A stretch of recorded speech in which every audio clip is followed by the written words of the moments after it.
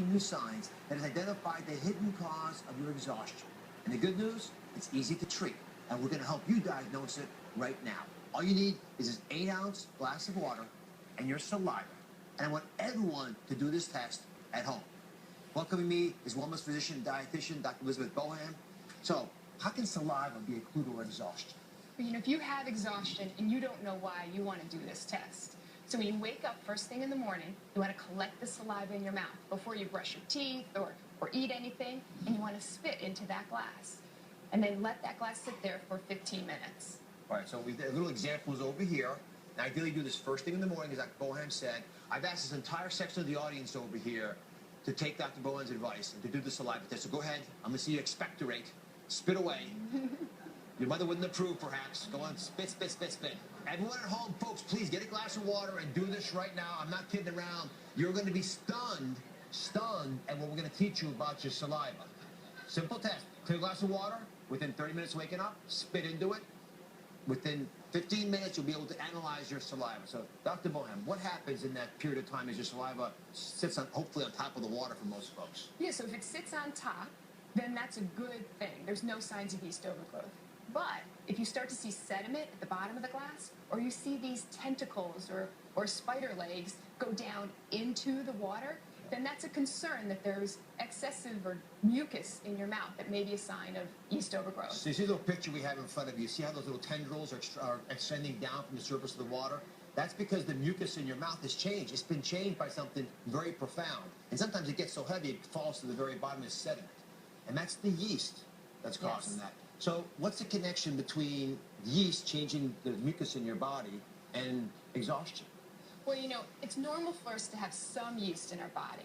The concern is when we have too much yeast or yeast overgrowth in our body. And that yeast overgrowth can cause a lot of fatigue because it's like your body is always fighting off this infection.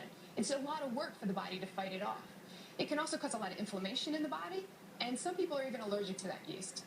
So if your sputum looks like this, you see the little tendrils here that are extending down, that's a clue that we may have this problem. I'm going to show you an animation, again, just to illustrate what Dr. Boham just said. So inside your intestinal system, deep inside of you, you've got all kinds of different bugs living together. And on that lining of the intestine, you've got bugs that are supposed to be there, like these guys, these colorful little tools, and you've got these little fungi.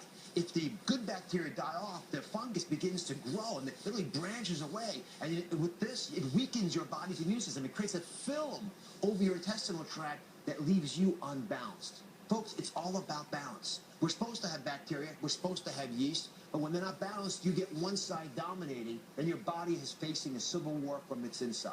So Dr. Boham, if we're all already having some yeast in our bodies, which we do, then what leads it to suddenly overgrow like that and overwhelm the healthy bacteria that's supposed to protect us? Well, there's two main causes. The first is the overuse of antibiotics. What I see with my patients is they may be on a lot of antibiotics because of chronic urinary tract infections, or they had acne and they were prescribed a lot of antibiotics, and that results in that good bacteria being killed off and the yeast being able to overgrow. Tooth infections, a sore throat. There are many reasons we give antibiotics. We often give too many antibiotics. Sometimes, often. More than sometimes, unfortunately, and that's one big issue. And the other? The other is a poor diet. So if you're eating a diet that's really high in alcohol, refined carbohydrates, sugar, soda, this is going to cause that yeast to overgrow. It feeds the yeast, and it can overgrow in that way. The audience loves demonstrations, so we're going to do a little demonstration. We built your body. This table is your body. And inside your body, you've got these two populations. You've got good bacteria, and you've got yeast. And they're living together in your intestinal tract. Like they just showed an animation. And the yeast and the good bacteria will live in harmony. But when you start to build up good bacteria and yeast in your body, and then you add sugar and carbs, stuff you don't want to have in your body, the cakes, the cookies, the stuff we don't want, the unhealthy diet we warned you about, well, guess what? They end up killing off the bacteria. And when the bacteria die off, there's nothing to balance out the yeast. So the yeast begin to take over the world. Without this kind of, continuous pulling back and forth, the yeast thrive and they grow faster and faster. Anytime the bacteria try to catch up, you take more candy, more sugar, and you beat them back. So nothing holds the yeast back. And this exhausts you because now your body, instead of relying on the bacteria to help them out, their allies, they've got to face this war on their own. And you see this gets ponderously large until it begins to literally spill over into your body. and involve all kinds of organs far removed from your intestinal tract. That's why exhaustion is a big symptom. There are others as well we're going to talk about in a second. So, Tony, you took the saliva test earlier. What did you find? I found that my saliva first like feathered and now it disappeared. It almost looks like there's nothing in here. Took it yesterday morning. I had did the same thing and it dropped. First thing in the morning, my saliva just dropped to the bottom of the glass.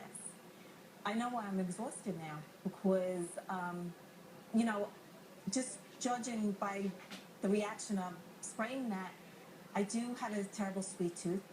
I'm always tired, feel very exhausted. I just thought it was because, you know, I'm running around with my kids. I work, take care of the home. I just thought, you know, it's just part of life, you know. I love that. You say it's part of life. And that's how we think about it. Especially women do this. You'll minimize your symptoms. It's not part of life. You're not supposed to feel exhausted and tired just because you have kids and just because sometimes you got to work long hours. You're supposed to still feel energized by life. And that's why I think a lot of folks are missing this very common diagnosis. And it's not just fatigue, although you mentioned that. There are lots of other symptoms that are associated with this. And this overgrowth that I'm talking about can manifest itself in ways that you have to know about or you won't diagnose the problem. Dr. Bowen, walk us through the typical symptoms that folks face. Yeah, when patients come to see me and they have recurrent vaginal yeast infections, or maybe they have athlete's foot, or they have irritable bowel syndrome, or itchy skin, itchy scalp, itchy ears, itching in the anal area, or they have bloating after they eat. Those are all signs of yeast overgrowth. So if you have 2 or more of those in the last 3 to 4 months, you really want to think about yeast. I never realized that it was that wide. I mean, I knew of exhaustion before the show, but I never put all those other pieces together. So many of you ask me about continually, and now the pieces begin to come together. So do you experience any of the other symptoms? You know, I do get athlete's foot, but honestly, I thought it was from getting pedicures.